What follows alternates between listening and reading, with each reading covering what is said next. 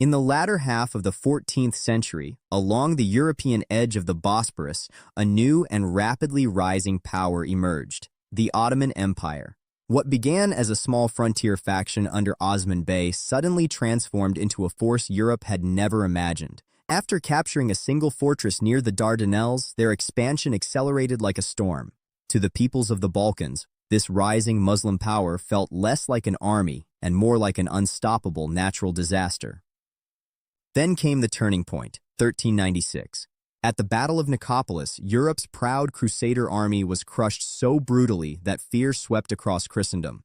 For centuries, Europe had marched east to fight Muslim states, but now a Muslim empire was standing at Europe's gates, an empire no one knew how to stop. By 1433, French diplomat Bertrand de la Brocquière visited Sultan Murad II's court. He warned Europe that unless it changed its ways, this sultan could conquer the entire continent. European resistance, he wrote, had been nothing more than a faint attempt. The Ottomans introduced new formations, new weapons, and a new mindset, something Europe had never faced before. Osman Bey, founder of the empire, had once led a tiny group of semi-nomadic warriors shaped by Mongol invasions and the fall of the Seljuks. But by the early 1300s, the Ottomans secured Anatolia and stepped boldly into Christian Europe. Their rise brought new systems, none more feared than the Devshirme, which created the legendary Janissary army. A European friar described the Ottomans as the finest archers and the most treacherous and dangerous warriors. His words proved true. They crushed Bulgaria, defeated Serbia repeatedly, and swept through the Balkans with ruthless precision. At Nicopolis, Eastern European leaders, Serbs, Wallachians, Hungarians, understood Ottoman tactics. But the French knights rejected all advice. Wallachian leader Mircea and Hungarian King Sigismund begged for patience and scouting.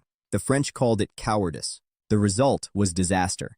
Charging blindly into hidden trenches, spikes, and pits, their formations collapsed. The Janissaries descended like a silent storm, swift, organized, merciless. Sigismund raged that French arrogance had doomed everyone. Mircea had already retreated. He saw the defeat long before it arrived. Very few people know this truth. The foundation of the Ottoman Empire wasn't built by the sword alone. The wisdom, courage, and sacrifices of Osman Ghazi's daughters played a vital role as well. In the era of the Kayi tribe, a time surrounded by war and politics, Fatma Hatun and Halima Hatun were busy turning their father's dream into reality. Fatma Hatun, the real daughter of Malhun Hatun, was born between 1280 and 1290. Dignified, wise, and passionate about the sword, even Orhan Ghazi used to take her advice in his important decisions.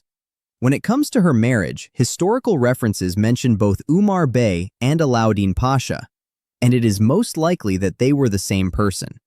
Halima Hatun, who is shown in modern dramas as Bala Hatun's daughter, was in fact Osman Ghazi's niece, whom he raised like his own daughter after she became orphaned. Many fictional elements have been added to her story in dramas. These two sisters stand as important pillars in the foundation of the Ottoman Empire. Empires are not built by the swords of men alone. The intelligence and bravery of women are just as essential. Tell me in the comments, who should the next video be about?